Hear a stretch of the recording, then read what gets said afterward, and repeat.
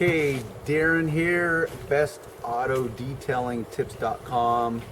I'm going to do a little car engine detailing today on this Bentley GTC. It's an '09. It roughly has just under 50,000 miles on it. Now, I've been taking care of this car since day one. I have done this engine exactly one other time, and that was probably after the owner had had it 6 months. Now, she doesn't care. She never lifts the hood of this car. She really doesn't care whether it gets detailed or not. I wanted to use this example for a couple reasons. A, it's an expensive car, so not only do people get very wiggy and cautious about mixing water and degreasers with engine components and parts because of the electrical and so forth, so I like to pick these expensive cars to show you that the risk factor, it's just not a concern, not with modern day engines. Secondly, this engine is pretty dirty, but the kind of dirt that you deal with on modern day cars is different than, let's say, 30 years ago when I first started detailing. You're gonna get what I call mostly superficial dirt, unless you've had a problem. Like, for example, I'll get a call occasionally from someone that has left the oil cap off and oil has spewed all over the engine. That is obviously a different problem, but for the most part you're going to get this residue of oily, dirty, dusty mixture that accumulates in all the components. Now, if you were going to try to go through and individually clean these components without getting a bunch of water on the car, it would just be purely unrealistic. And you might be able to detail it to what I would call anywhere from 85 to 90% level based on how much time and effort you want to spend with it. But engines can really be straightforward. And like every other area of life, there's rules and then there's exceptions to the rules. So the rules with engines are that you have a degreaser, you spray it on a cool to warm to semi-hot engine. Excessively hot, I don't recommend. Never had any problem, but I do engines that are pretty hot, but not freshly hot, like they've just been driven for a couple hours. Anyhow, so cool to moderately warm to semi-hot engine. You spray it, you hose it off, you blow it off with air, you start it up, and it's really that straightforward. Okay, that's the rule. But with every car, ultimately it comes down to a case by case. So with that said, I want to show you some exceptions to the rule on this particular car.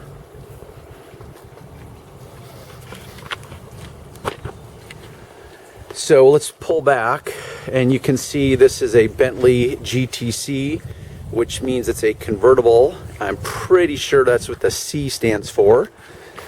Anyhow, if we look in the engine compartment, first off, if we look down in here, we have leaves and debris from trees. Now, water is not going to be that effective on that because it's dry, it's loose. So what I do is I actually get my leaf blower and I will blow this dry, loose debris that I know will be able to blow out. I will blow that out first. If we look down in here, we can see in fact that this engine is pretty dirty. But as I said, it's mostly what I call rather superficial dirt. It's just kind of an oily residue that accumulates, and then the dirt sticks to that oily residue on the engine and makes it dirty. So we look at all the various areas. There's not really any leaves back there. This whole shrouding up here is certainly dirty. We've got the intake manifolds here. This is a V12, got lots and lots of power. And not only is it a V12, but it is a twin turbo. Can we say that together? Twin turbo, 6 liter. This is a big engine. Also, something is on the front, we have the radiator. Actually, there's two dual radiators here. There's one on top, or one in front of the other, and this is where bugs like to accumulate. So, and you have to be careful of these little radiator blades. They are kind of sensitive, so you can't just grab a scrub brush and just start, you know, going to town crazy status on it. You have to be a little sensitive. So whether you're using a pressure washer or a garden hose, and today I will be using just a garden hose with a nozzle attachment on it, you can shoot that directly into this area, and a lot of this debris will come loose. If you need, you can get a brush like so, and you can, you know, kind of knock some of this debris loose as you're getting it wet. So there's a few areas of concern. In here you have these vents. Now you have up in here the intake air vents. Now obviously you don't want to shoot a bunch of water up there, but we still need to get these areas clean. So you can shoot the water in an appropriate way that's not going to shoot a bunch of water up into the air intake. So perhaps you would shoot the water down here. You can agitate, you can use a low pressure nozzle attachment and just get the area wet without dousing it with a bunch of high pressure water. Now if you do choose to use a high pressure water pressure washer, common sense should lead, and that's where you're not going to stick the tip at point blank range up against any of these electrical components or areas like this that's a little more sensitive. This is a plastic housing. You can tell it unclips here, and I know it's got a good seal underneath here, but this would be what would be considered a sensitive area of this particular engine. We've got the brake reservoir cap here. Not really a big issue as far as sensitivity goes. And really modern day engines, as you can see, are pretty shrouded and covered and protected. For example, I can't even see down into this engine to see where the alternator, for example, is. A lot of people get weird about that and think, oh, you have to tape that off and cover it because water can't get into it, which just is not the case. Once again, also when I'm done, I'm going to blow this engine off and remove any excess standing water. So let me put this back on the tripod. Now because this is a relatively big engine, I'm going to use my pressurized sprayer. And also, if you see my other videos, we've got to remember the top of the hood. We get so fixated on looking down here that sometimes we forget to look above us and see the dirt that is up here. And also, the degreaser I use is not caustic, will not damage materials. But with that said, as I do keep a microfiber on hand, so that, let's say I get some overspray in the car, I can just wipe it. And then really, I've used this product so many times, I know it's just not an issue, but I still like to always apply caution. So I will do that, and I also, as I've said before, make sure you do the engine first, because you will get some overspray and sling and make a mess around the perimeter of the car. So you want to get this dirty work done first. So I am dousing the hood up underneath the hood, so that will come clean. And then I simply saturate the engine pretty extensively with my degreaser. As I said, I use the Meguiar's Super Degreaser. It's a great product. It's safe. It's not caustic, but it is effective, and it does not leave a white residue like some of the other caustic degreasers out on the market. And because I can use it for so many uses, and it comes as a concentrate, I'm a big fan of it because I can blend it, custom blend it to suit my needs. Now when I'm doing engines, I dilute it 4-to-1, which means 1 part concentrate to 4 parts water. So this is pretty, and it's just the simple pressure alone from this spray nozzle is shooting most of this dirt off, because the degreaser is effective, as well as the dirt's really just not a bunch of thick, greasy, oily dirt. Now, if there were some problem areas, you can take this brush. This is a common, what's considered a wheel brush. And you can get some of these areas, the shrouding, whatever. This will only increase the effectiveness of your degreaser. And will be a case-by-case judgment call on your part based on how dirty your engine is. If it's black, it hides the dirt better. If it's white, then these areas around what would be considered the trunk, or I'm sorry, the engine jam, you would probably still need to use a brush. So that's it as far as the degreasing goes. Now we're simply going to hose it off. Start with the top so all the dirt can run down onto the engine that's already dirty down here. So if we rinse this first and then we went to the top, now your clean engine is going to become dirty once again. So start with the top.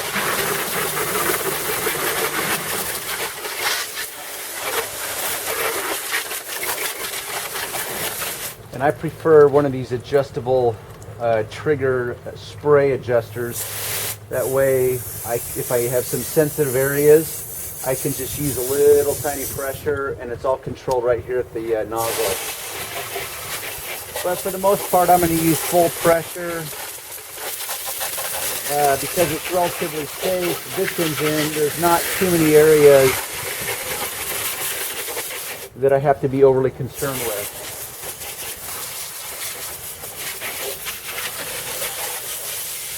My hood is starting to sag. Now, as I said, here's the air intakes here, so I'm going to keep it to a minimum as far as the water goes. I'm barely putting any water or allowing any water to come out, just enough to rinse away the degreaser without shooting a bunch of water up into the air intake.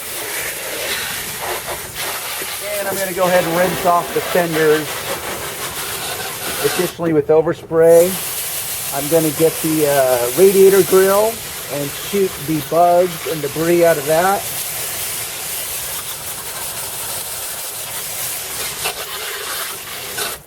And for the most part, that's it. Now we have a clean engine.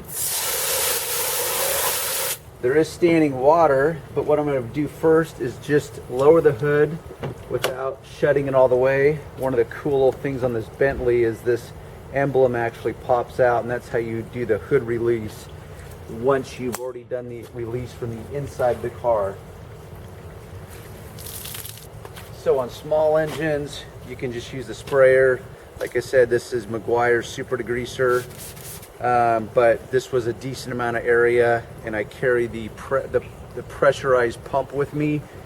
It's just much easier on the hand. At this point, you can see we've got all the residue as far as water on the surrounding areas. So I'm going to go ahead and wipe this off first because I don't want it to water spot on me. I'm going to use the blower, the leaf blower. I'm going to blow out all the excess standing water. That'll take about 2 minutes, and then I'm going to start the engine up, and we're going to go from there.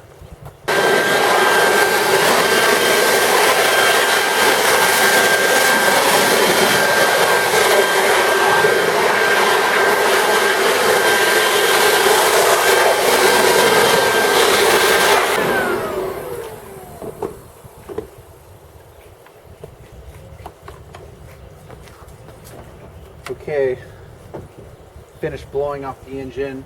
Once again, case by case, every engine's going to hold, and the water's going to pool up differently. So just pay close attention to those areas. Make sure you blow away all the standing water.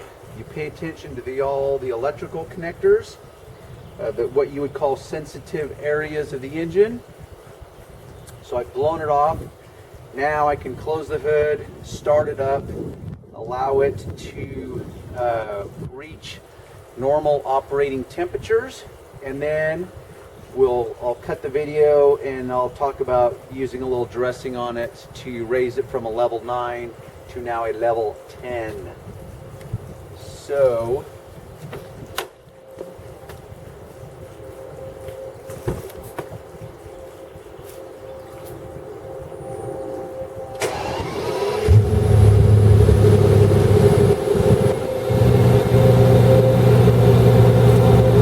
we have success. Not that I was worried.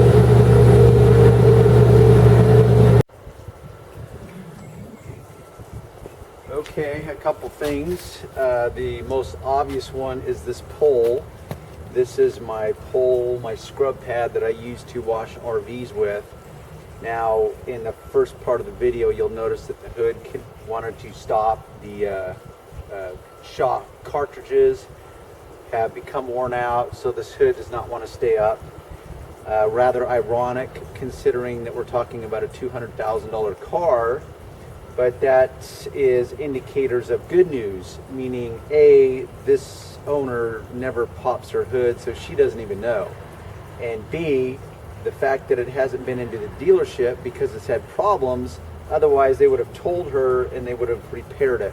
So that's kind of the good news. Not for us in the moment, because now I've got to use this little prop, and it's got a brush attached to the end so it's not doing any damage. Anyhow, so that's propped up.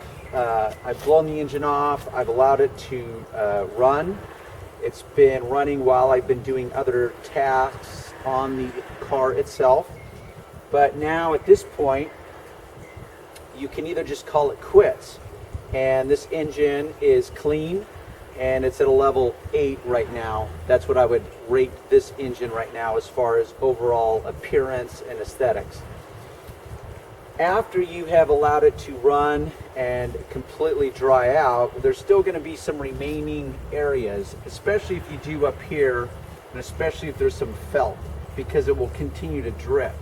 So what I do is I just take my clean, damp microfiber cloth, and I simply go around and I wipe down all the water spotted areas. And that's going to raise it from a level 8 to a level 9. There might be some spots on the shrouding. So I just go around and I touch it up. From the jam itself, there'll be water spots. So I just go around quickly and touch it up.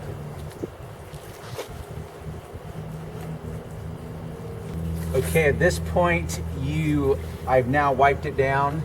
And now I would put it at a level 9 because you don't have any residual water spots. The engine is perfectly clean and it looks great. But how do we go from a level 9 to a level 10? Well, that's where this spray shine from Stoner comes in. Now, if you go to my website, it will be labeled differently, but it's the same product. I buy this in bulk because I go through so much of it. Anyhow, so we can make this engine where someone pops the hood and goes, wow, that's a clean engine. Or we can make the engine where they pop the hood and they go, wow, that looks amazing, because it pops. The only way you're going to do that is by enhancing the black trim pieces. And this aerosol is ideal for that because it's very light, it's not thick, it's not oily and greasy. And I just quickly go all over the black pieces, the shrouding, including the front end here. Any black pieces I'm going to get, including the jams itself, all in here, up in here.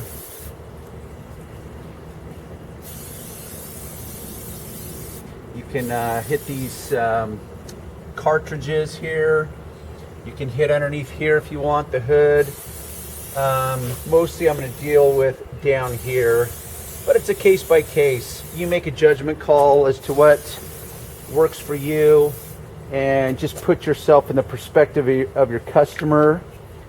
And when you pop the hood, what is that customer going to see? Now, once again, just like I do the engine first, before I finish detailing the car or have detailed the car, I certainly am going to do this before I finish the rest of the car.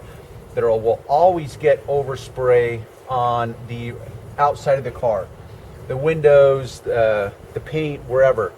So there will always be overspray, even if there's no wind, even if you're working on the inside of a shop or a facility. So now this engine pops, and now I'm just going to do a quick review of the engine, see if there's some excess dirty areas that perhaps got missed in the process itself. It's actually looking pretty good.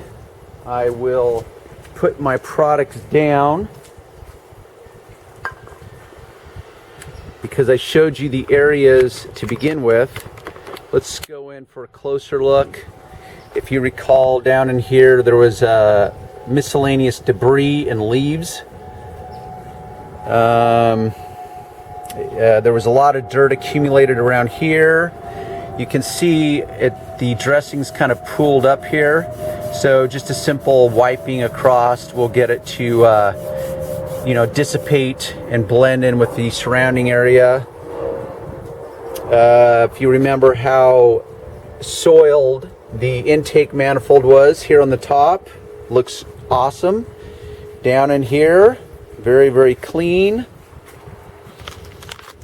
So engines are pretty straightforward. And if you are a professional detailer or pseudo professional detailer, wannabe detailer, and you hesitate on whether to do engines, just know that it's really pretty easy work. You can charge an extra $25 to $150 depending upon the engine. Black is the good news. That's one of the few times that black is the good news, because you're not going to spend a lot of time up on here, because if this was white, it would require quite a bit more time. But I can literally do an engine in under 15 minutes in most cases. And this is also another reason why I like maintenance. Maintenance is always better than a cure, because if you allow it to build up with excessive dirt, it's going to take longer. And so I always try to work it in with my maintenance detailing plans. And it's just pretty easy money as far as the traditional detail processes go. So there we have. Now we have a Bentley engine that is a level 10, and when anyone pops this hood, it's going to pop. It's going to really create the wow factor. Okay, as you can see, the engine is, well, actually everything's done now. I just want to take you on a little tour now that I've completed everything. We started with the engine. Now I've taken it to completion, so I thought I'd give you a little, eye candy in the moment and show you the finished product. Take you for a little tour around this cool Bentley GTC. Based on the lighting, you can tell that some time has elapsed, because I've been spending some time on this car for the past couple hours. Anyhow, so we have the finished product, and till next time. So car engine detailing made simple.